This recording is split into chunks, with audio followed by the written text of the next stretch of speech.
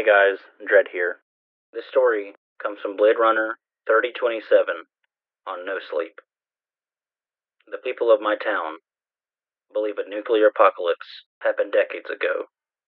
The truth is almost as terrible.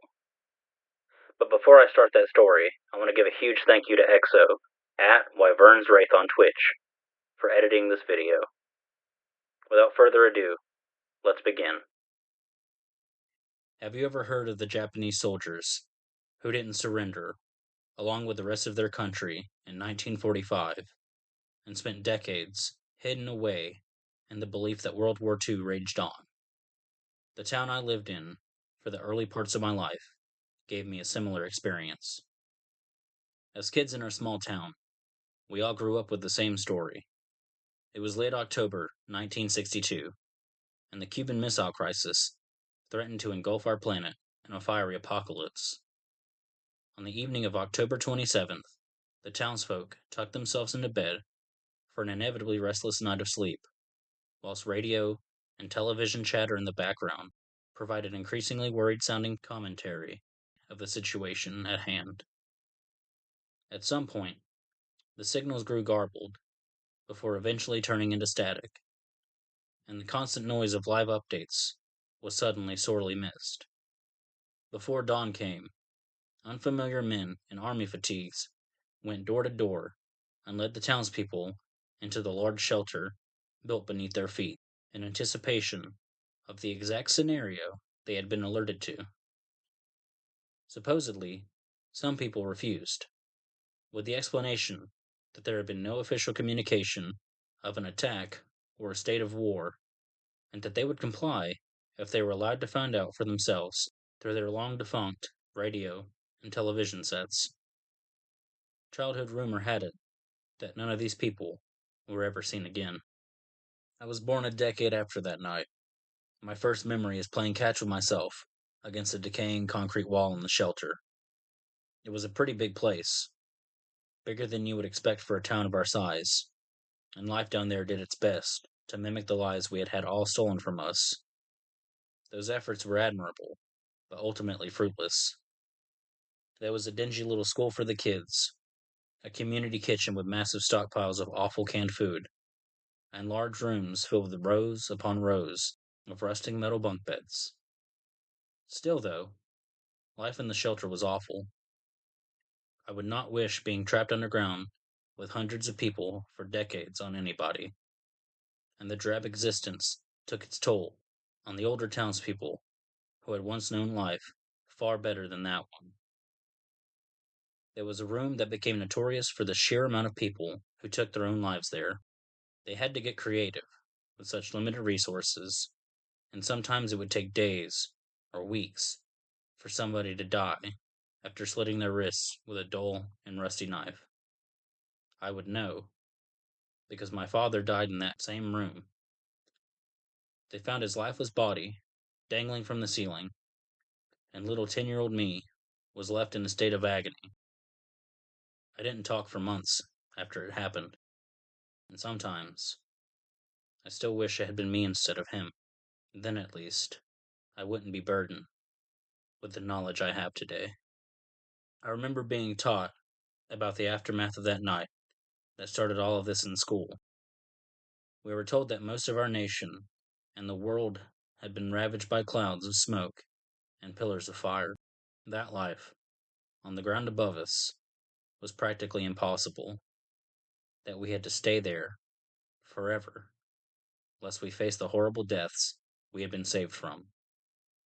There were a lot of rules to ensure we stuck to those ideals, but we were far too terrified to be skeptical of anything we were taught, and so those rules went untested. It took me until I was 19 to question the teachings we were expected to take as absolute truths.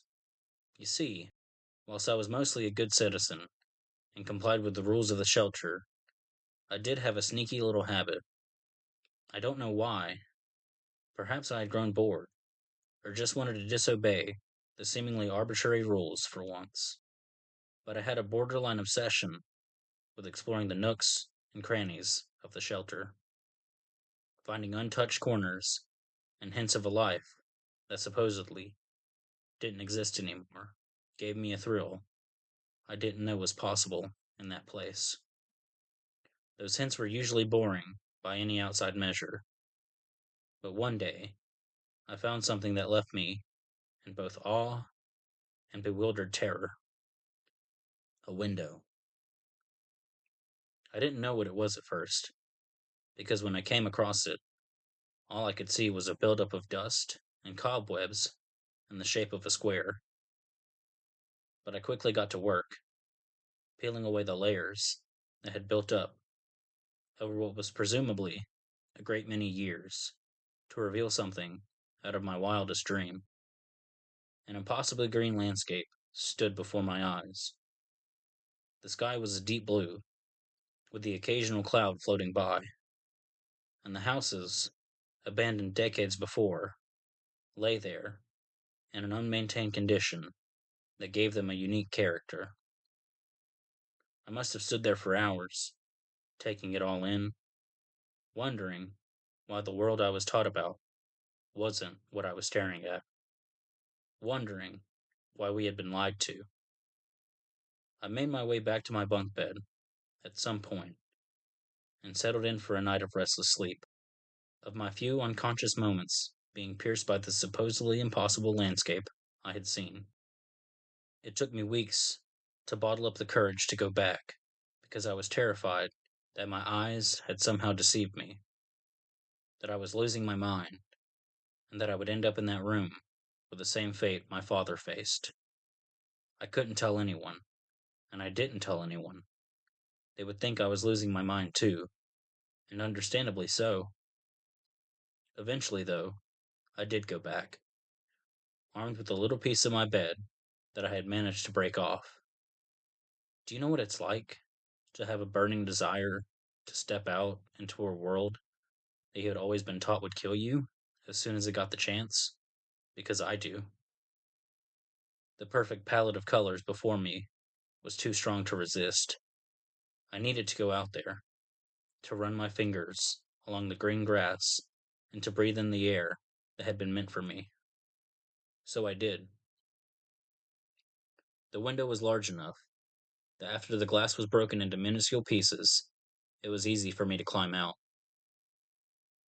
I took my first step that wasn't in that shelter and inhaled for as long as I could, whilst my lungs filled with cool, wonderful air. I turned my head back towards the window, only to find it was gone. Bare concrete lay in front of me, and my way out was no longer my way back in. Despite my confusion, I figured it was some long forgotten security redundancy. I quickly forgot about that, though, as I refocused on the reality of life outside of that place. It was real. It was all real. I wasn't losing my mind. Everything I had seen through the window was exactly the same once I had rid myself of its constraints. Except one thing. It was out of view from the window, so I hadn't seen it before I climbed out. It pierced the otherwise impossibly pristine landscape around me. An army van. All four doors lay open, and there was a singular person in the front seat. His head had a bullet hole cleanly through it, and any blood from the incident had long dried up. As I walked closer to the van, I noticed a piece of paper beneath the deceased soldier's dangling foot. To whoever is lucky enough to read this, I am sorry for what we did to your people, to your families. During the Cold War, the unit I worked for was ordered to implement a psychological experiment. It went too far. We were supposed to keep you in the shelter for a year to test our readiness for what seemed like an inevitable future, to find out whether a shelter of that scale in nature could be our saving grace, our hope for rebuilding civilization in the event of the bombs finally falling. It was unethical at best, but I rationalized it with the false comfort of doing a service to our nation. I told myself that perhaps our research would one day keep us all alive, even if it meant mental torment for the people of your town. Well, a year came and left quite a while ago, Slowly, governmental and military interest in this little experiment dried up. On the night that this all began, you were led to believe that the bombs were fast approaching our nation. The people who refused to believe our word, legitimized only by army fatigues and commanding voices, were the smart ones. That's why it hurt so much when we were ordered to line them up against a wall and shoot them. They deserve so much better. The truth is that the Cold War tensions began to ease following the emotional high point of the missile crisis. And over the years, the need for shelter subsided. With it, as I mentioned before, so did interest in our experiment. Our men filtered out over the course of months and years until I was the only one left. Perhaps the guilt I felt, the guilt that gnawed at me during every waking moment, kept me here. I had no purpose, no resources, and no way to get to the people we had condemned to a miserable life years before. Still, though, the empty remnants of the town this once was kept a tight grip on me, and I have never been able to leave. I will never leave. This is where I deserve to die, where I deserve to pay for the sins I committed upon the people who were once here. I hope and pray that this letter someday finds a citizen of this condemned town, and I hope my confession can bring you some peace. I do not expect you to forgive me, nor do I deserve it, but please know that every moment I remain alive will be spent in an impossibly deep regret. I have one final wish. Please bury my body and this letter as deep as you can dig in the soil of this town. I deserve to be forever condemned to an existence underneath the ground of where this all began, an existence you have wrongly been forced to partake in. I hope my pain is far worse than we made yours. Goodbye. I must have sobbed for hours on end after reading the letter, and the days and weeks after that were a haze.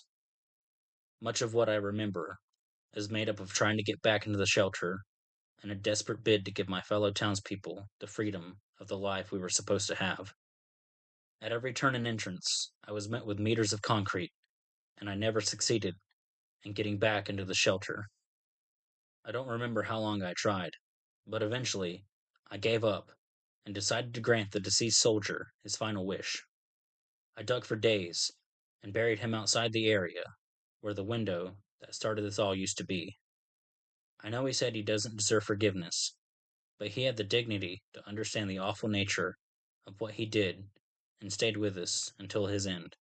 He was a far better man than those who left us behind, forgotten about and condemned. I hope his regrets are washed away in the soil of our town. As for me, I left the town a long time ago. I lost my way out as I was leaving, and I was never told the original name of the town in my shelter. So unfortunately, the memories are all the proof of my experience I have.